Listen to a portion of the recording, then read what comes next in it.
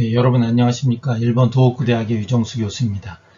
우선 2021년 철 스크랩 세미나에 강연을 할 기회를 갖게 된 것을 매우 기쁘게 생각합니다. 오늘은 일본 철 스크랩 업계의 변화가 주는 교훈을 테마로 말씀을 드릴까 합니다. 강연에 앞서서 간단히 제 소개를 하자면 전 1993년에 일본에 와서 일본 스쿠바 대학에서 폐기물 관리와 리사이클에 관한 연구로 석사학위와 박사학위를 받고 잠시 폐기물 리사이클 업체에서 현장 경험을 쌓은 후에 2000년부터 도호쿠 대학에서 교육 연구를 하고 있으며 지금은 도호쿠 대학 대학원 국제문화연구과 부대학원장으로 국제환경자원론 강좌와 국제정치경제론 강좌의 교수를 맡고 있습니다. 제가 30년 가깝게 폐기물에 관한 연구를 해왔습니다만 특히 자동차 리사이클과 도시광산, 용기포장, 재폐기물에 관한 연구를 많이 하고 있고 최근에는 폐플라스틱 선별장치 개발도 하고 있습니다. 앞으로도 여러분들과 많은 교류가 있기를 바라며 보다 자세한 정보는 제 홈페이지를 참조해 주시기 바랍니다. 그럼 강연에 들어가기로 하겠습니다. 오늘 강연 내용은 대략 다음과 같습니다. 우선 일본의 철 스크랩 업계의 성장과 제일동포의 관계를 역사적인 사실과 함께 살펴보고자 합니다. 다음은 전기로 제강사와의 관계를 간단히 설명드린 후에 정부와 지자체, 주민들과의 관계에 대해서 간단한 사례를 들어서 말씀드리겠습니다. 마지막으로 스크랩 업계의 최근의 이슈와 향후의 전망에 대해서 말씀을 드린 후에 전체적인 내용의 총괄과 함께 일본 스크랩 업계의 교훈과 배울 점에 대해서 생각해 보기로 하겠습니다. 그럼 소위 정맥산업이라고 불리는 폐기물 처리와 재활용 업계의 역할과 위치는 어떤 것인지 대해서 생각을 해보겠습니다. 지금은 코로나 바이러스로 전 세계가 큰 혼란을 겪고 있습니다만 폐기물 처리와 자원순환의 역사를 거슬러 올라가면 결국은 전염병이라는 키워드가 나옵니다. 16세기에는 오물과 분뇨, 음식물 쓰레기 등을 제대로 처리하지 못한 탓에 세계적으로 콜레라가 유행하면서 지금과 같이 수십만 명이 희생이 되었고 전염병과 위생 문제를 해결하기 위해서 소각 처리를 할 수밖에 없었습니다.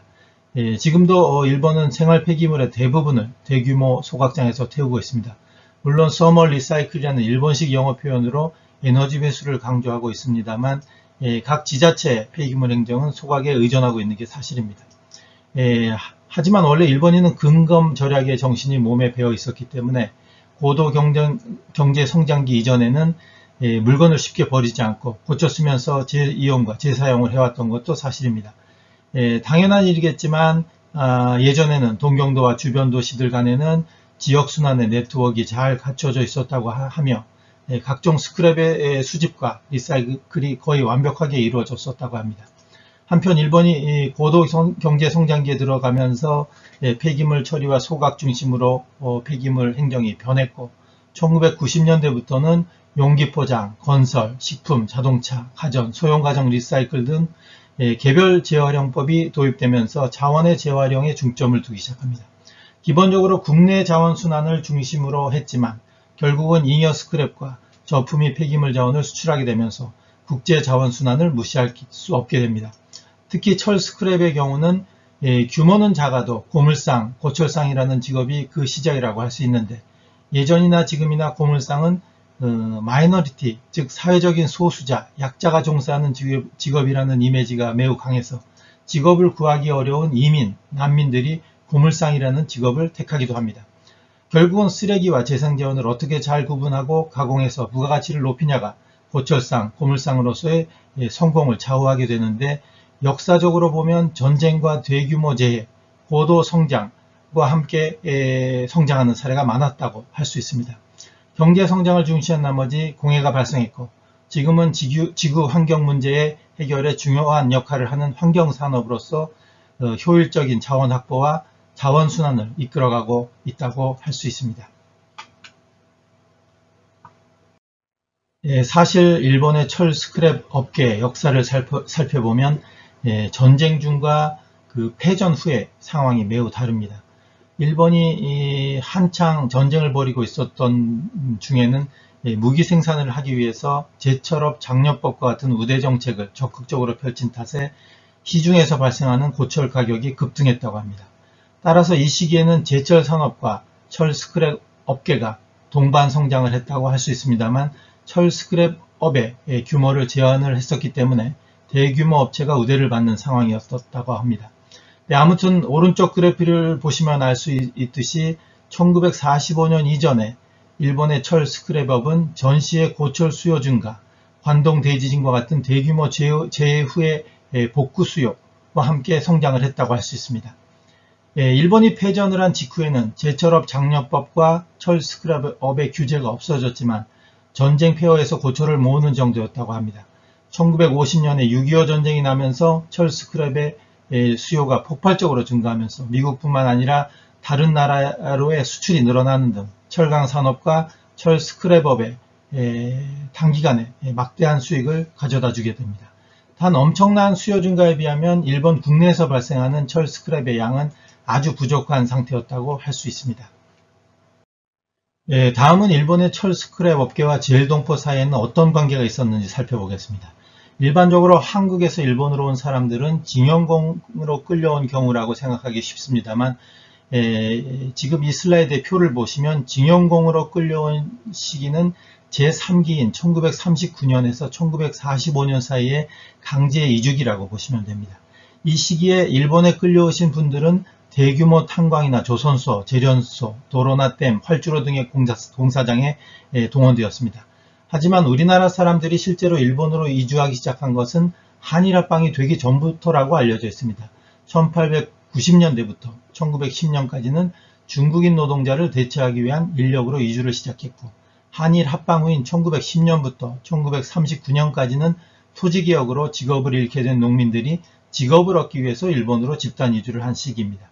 이 시기는 일본 기업의 구직 광고를 보고 스스로 일본행을 택한 경우가 많다고 할 수 있습니다.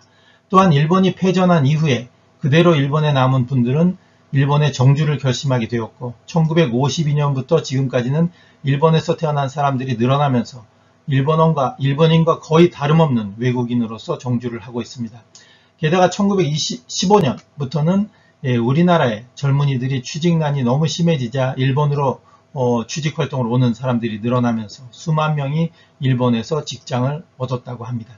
이러한 역사를 보면 제일동포가 운영하는 큰 스크랩 업체들은 일본이 패전한 후에 고철 수집을 시작해서 대기업으로 성장하지 않았을까 하는 생각을 갖게 되는데 실제로는 강제 연행이 시작되기 전에 일본에 이주한 분들이 패전하기 전에 이미 폐품 수집업으로 창업을 한 경우도 많습니다. 이와 같이 스크랩 업체로서의 창업 시기가 일본의 패전 전인지 아니면 그 후인지에 따라 기업의 성장 과정과 스크랩 업체로서의 특징이 확연하게 다릅니다. 일본의 식민지 시대 그리고 일본이 패전한 직후에 우리나라는 이 시기에 역사적으로 매우 힘들고 어려운 상황에 놓일 수밖에 없었습니다만 이 와중에도 제일동포가 만든 철 스크랩 기업의 존재감은 매우 크다고 할 수 있습니다. 1950년대에 적은 자본으로 현금 장사인 고물상, 고철상을 운영한 것은 마이너리티였던 제일동포들에게는 유일하게 지속할 수 있었던 장사였을지도 모릅니다. 전쟁 중에 고철상의 업자 수는 전체의 2.8%를 차지해서 간단한 간해수공업 중심의 제조업과 같은 수준이었는데 1945년부터 55년 사이에는 10% 전후를 차지해서 제일동포가 가장 많이 하는 업종이 되었으며 1970년대까지 제일동포의 중심적인 업종으로 자리를 잡고 있었습니다. 당시 제일동포의 취업자 10명 중에 1명은 고철상에 관여하고 있었다는 통계가 있을 정도였습니다. 1970년대 이후에는 소위 야끼니쿠 고깃집이죠. 라고 불리는 음식점이 늘어났는데 의외로 빠찡코라고 불리는 오락업의 비중이 낮은 것을 알 수 있습니다. 이와 같이 이 철 스크랩업은 전후의 고철 수요의 증가, 일본의 고도 경제 성장과 함께 성장해 왔다고 할 수 있습니다. 1944년 이전에 이미 제일동포가 설립한 고철상이 많았던 탓에 각 지역에 철 스크랩의 회수 기반이 있었다고 할 수 있고 이들 고철상들과 1945년 이후에 신규로 참여한 고철상들이 수거체제를 구축하면서 제일동포의 존재감이 커지기 시작했던 것입니다. 개인의 소규모 고철상의 수거량은 적었지만 이들의 고철 수집량을 모두 합치면 절대로 무시할 수 없는 존재가 된 것이죠. 토미타 유키오 씨가 쓴 일본 철 스크랩사 집성을 보면 제일 한국인, 조선인들은 일본의 말단 고철 유통을 담당하고 있었는데 그 광경은 고철이 절대적으로 부족했던 전후 일본의 복구의 중심으로서의 철강산업, 즉 당시는 철이 곧 국가라고 할 수 있었는데 고철 카르텔의 조직을 서두르던 일본 정부와 철강회사로서는 잠재적인 위협을 주었다라고 회고하고 있습니다. 일본 정부가 고철 카르텔을 조직해서 고철 수집을 규제했고 대부분의 지방자치단체가 정부의 방침에 동조해서 기업 영업 조례를 실시하면서 비교적 규모가 작았던 제일동포들의 기업이 적극적으로 규제 대상이 됐지만 이러한 사업 환경 악화 속에서도 제일기업은 고철상으로서의 큰 존재감을 나타냈다는 사실에 놀라지 않을 수 없습니다. 일본의 시대별 철 스크랩 가격과 소비량의 변화를 살펴보면 철 스크랩 가격과 소비량의 상관관계가 매우 적다는 것을 알 수 있습니다. 동경올림픽이나 오사카 박람회가 개최된 고도 경제 성장기에 철 스크랩의 수요가 증가하지만 가격은 낮은 수준이었고 지구 환경 문제에 관심이 높아지기 시작했던 1990년대 일본의 순환형 사회 형성 기본법이 제정되면서 자원순환의 중요성이 높아졌던 시기는 역유상이나 불법 투기가 생기지 않을까 하는 우려가 들 정도로 철 스크랩 가격은 매우 낮은 수준이었습니다. 베이징 올림픽이 개최되기 전에 중국 특수로 철 스크랩 가격이 급등을 했지만 이후 리먼 쇼크와 동일본 대지진 등 등락이 계속된 것을 알 수 있습니다. 아까 말씀드린 것처럼 전후의 제일동포 기업들의 사업 여건은 매우 좋지 않았다고 할 수 있었는데 고도 경제 성장기부터는 이러한 규제가 없어지면서 적극적인 기업 활동을 펼치게 됩니다. 대규모 설비 투자와 공격적인 경영으로 고품질의 철 스크랩을 대량으로 공급하기 시작하면서 소규모 업자가 아닌 일본의 유명 상사나 제강사와 직접 거래를 하는 큰 기업으로서의 존재감을 나타나기 시작합니다. 특히 고도경제 성장 이후 오일 쇼크나 역유상과 불법 투기가 우려되던 1990년대 후반에 대규모 설비 투자를 했던 것이 큰 전기를 맞게 됩니다. 일본 정부는 90년대 후반에 고철의 역유상을 걱정하면서 자동차 리사이클법의 제정을 서두르는데 2005년에 제정된 이 법이 자동차 소유자에게 리사이클 비용을 부담시키면서 자동차 해치업과 파쇄업을 적극적으로 시작한 제일기업들은 최신 설비를 이용해서 리사이클 비용을 받으면서 고품질의 철 스크랩을 생산하기 시작합니다. 다시 말하면 베이징 올림픽의 특수와 함께 지금까지의 철 스크랩과는 전혀 다른 사업 환경을 맞게 됩니다. 사실 일본의 고도 경제 성장기 이후에 철 스크랩 가격은 낮은 수준을 유지하고 있었지만 1990년대 초반부터 일본은 철 스크랩 수입국에서 수출국으로 입장이 바뀌게 됩니다.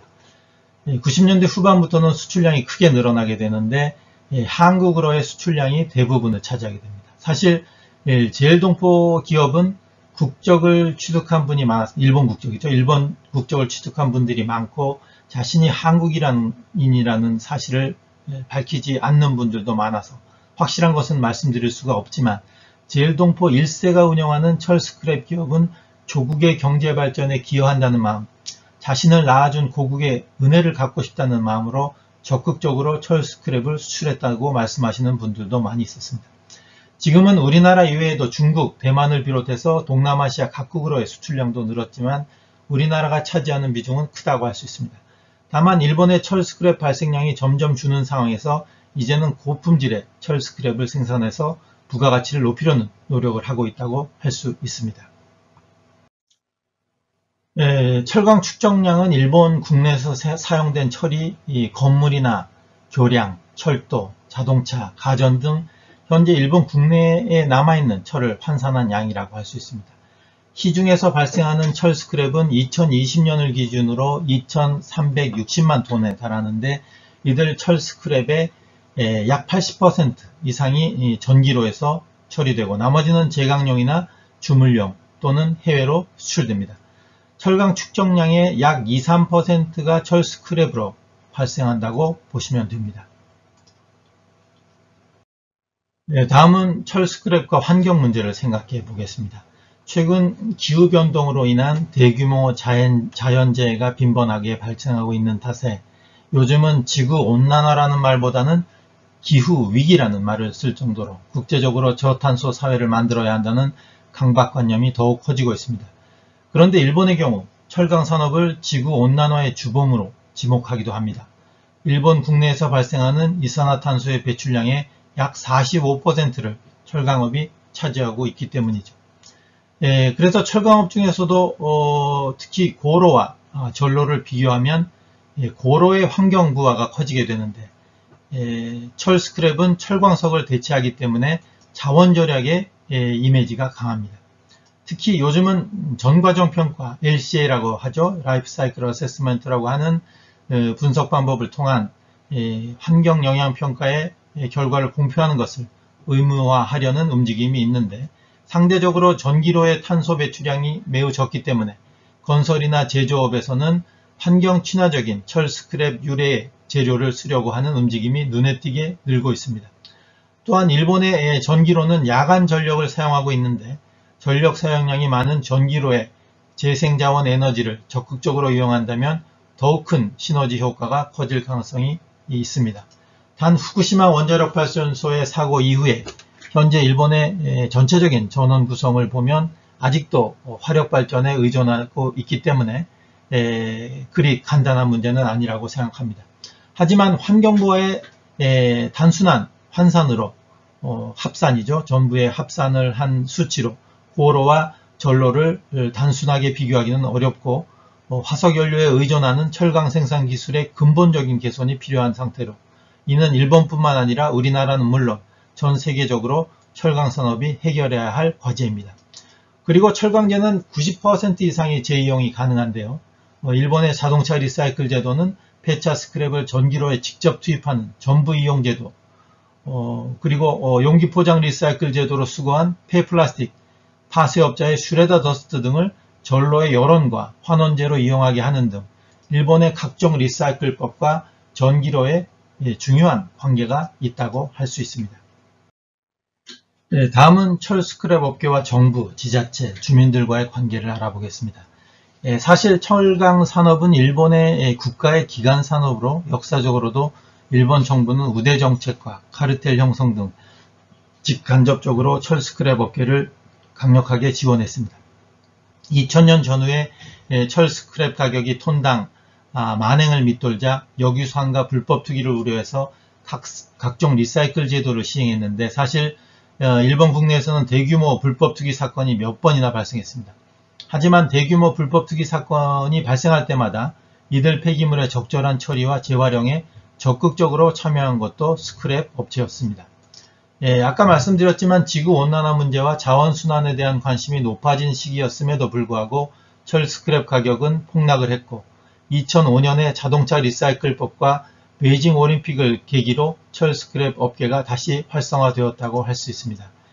2000년 이후 철 스크랩 업체가 환경산업으로 인식이 되면서 정부와 지자체의 보조금, 각종 연구개발비가 지원이 증가됐고요. 주민 반대가 있었다기보다는 각 지역의 환경의 중견 기업으로서 성장하게 됩니다. 예전에는 그 고물상이나 고철상에 취직하는 것을 창피하게 생각하는 사람들이 많았지만 지금은 그 지역의 대규모 환경 기업으로서 인식이 되면서 이러한 스크랩 업체에 취직을 하는 것을 자랑으로 생각하는 주민들도 생기기 시작했던 겁니다. 이러한 영향으로 스크랩 업계가 비효율적인 각 지방자치단체의 폐기물 행정에 직간접적으로 관여를 하기 시작했고 자동차 용기 포장, 가전, 소형 가전과 같은 각종 개별 리사이클법이 시작되면서 국가의 환경정책에 공헌하는 인증기업으로서의 지위를 구축하기도 합니다. 또한 각종 지진, 대규모 지진이 있죠. 일본은 쓰나미 피해, 태풍이나 홍수로 인해 발생하는 대규모 재해 폐기물의 신속한 처리와 자원화로 전문 기업으로 인정을 받게 됩니다. 이처럼 스크랩 업계는 지자체, 주민들과의 거리가 점점 가까워지면서 도심 속으로 진출하게 되었는데 오른쪽 밑에 사진처럼 자원 폐기물 회수 스테이션을 설치해서 효율적인 스크랩 회수를 시작하기도 했습니다. 예를 들면 스크랩의 중량에 따라 포인트를 부여해서 주민들의 리사이클링 협력 행동을 촉진하려는 시도인데, 행동경제학의 수법을 이용해서 관련 빅데이터를 분석한 후에 새로운 비즈니스 모델을 창출할 수도 있을 것으로 보입니다. 네, 마지막으로 최근의 이슈와 전망을 말씀드리자면, 첫 번째는 고령화, 저출산, 경제 성장의 한계로 인한 스크랩 발생과 수요 감소라고 할 수 있습니다. 이들 과제는 한국과 일본 모두 해결해야 될 문제라고 할 수 있는데요. 게다가 최근에는 스크랩이 점점 다양해지고 있고 복잡한 스크랩의 발생이 많아지고 있기 때문에 지금은 철 스크랩업이라기보다는 종합 스크랩업체로서의 역할이 중요합니다. 결국은 단지 철 스크랩만을 중시하는 게 아니라 비철과 플라스틱과 같은 재생자원은 물론 더스트나 폐기물의 적정 처리와 같은 분야에도 관심을 가져야만 하게 된 것입니다. 두 번째는 해외 기업의 일본 진출입니다. 최근 일본의 굵직굵직한 리사이클 업체 합병에 관한 뉴스가 많았습니다만 고부가가치 창조를 위한 글로벌 메가기업의 일본 진출도 눈에 띄고 있습니다. 특히 환경행정과 연계해서 폐기물뿐만 아니라 신재생에너지, 상하수도 분야에도 진출을 하고 있습니다. 그리고 최근 중국의 엄격한 환경 규제를 피해서 중국계 스크랩 업체들이 일본에 진출해 있습니다. 특히 2018년에 폐플라스틱의 수입 금지가 이루어지면서 중국 국내의 스크랩 업계의 환경 규제가 대폭 강화되었고 이들 업체의 일부가 일본이나 주변 동남아 국가로 거점을 옮겼습니다. 지금까지 중국은 저품질 스크랩을 수입하고 있었는데요.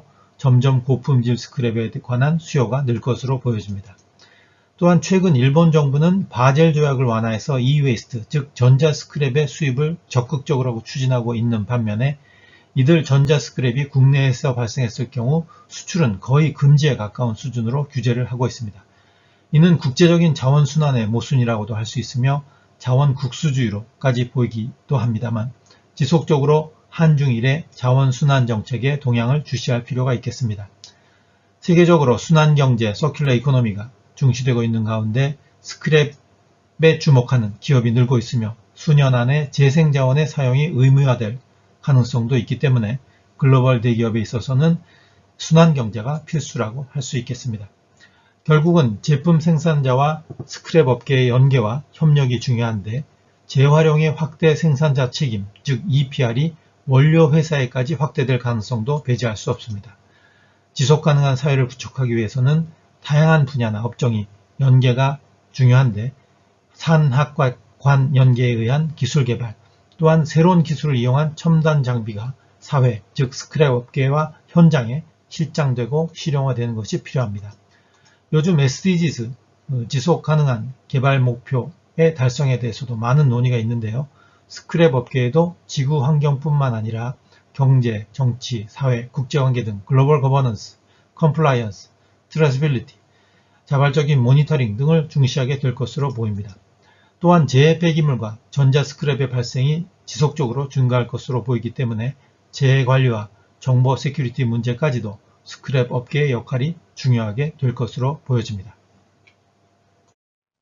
그럼 오늘 말씀드린 내용을 중심으로 일본 스크랩 업계의 교훈, 배울 점 등을 정리해보면 스크랩 업계는 폐기물 처리나 재활용뿐만 아니라 역사적으로 보면 사회, 경제, 정치, 국제관계, 문화 등 다양한 분야와 밀접한 관계가 있었다는 것을 알 수 있습니다. 그리고 지속가능한 사회를 만들어가기 위해서는 대기업과 중소기업, 동맥산업과 정맥산업의 격차와 상하관계를 없애고 같은 출발선 상에서 기업 경영과 사회 공헌을 추진해야 하는 그러한 시점에 왔다고 할 수 있습니다.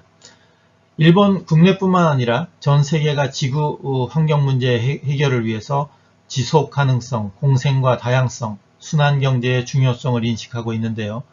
일본 국내에서는 이미 이에 대한 준비가 한창 진행 중입니다. 이영희 교수에 의하면 고대 한국어 가마라고 하는 말은 검은 솥을 의미하고 우시는 상질의 철을 의미하는데 유명한 철 생산지였으며 지금도 신일본 제철의 공장이 있고 동일본 대지진의 피해 지역인 가마이시라고 하는 곳은 고대 한국어로부터 유래한 것으로 보인다고 합니다. 2세기에 한반도에서 일본으로 제철 기술이 전해졌고 20세기 초부터 일본에 건너온 제1한국인들은 일본의 철 스크랩 리사이클에 중심적인 역할을 하고 있었다는 것도 한일 간의 철 스크랩 업계가 중요한 파트너라는 사실을 알려주고 있다고 할 수 있습니다. 고령화와 저출산, 환경 문제에 대한 대응은 한일의 공동의 과제이지만 이를 극복해 나가기 위해서는 스크랩 업계의 전문 인재가 터무니없이 지금 부족하기 때문에 체계적인 인재 양성이 필요합니다. 또한 일본 정부의 국제협력의 전략 중에 하나가 리사이클이라는 점을 고려하면 세계적인 순환경제 시스템 구축과 국제적인 자원순환에 대한 한일 양국의 논의와 협력이 필요한 시점이라고 생각합니다. 마이너리티, 소수자라고 불려지던 제일동포들이 부단한 노력으로 신뢰와 신용을 얻고 일본의 스크랩 업계에서 큰 성공을 거둔 것처럼 스크랩 업계는 과학과 데이터, 즉 에비던스에 근거한 자원순환 네트워크의 구축이 매우 중요하며 이를 실현해 나가기 위해서는 다양한 분야와 이해관계자 간의 정확한 정보 공유가 이루어져야 할 것입니다. 오늘 제가 준비한 내용은 이상입니다. 끝까지 들어주셔서 대단히 감사합니다.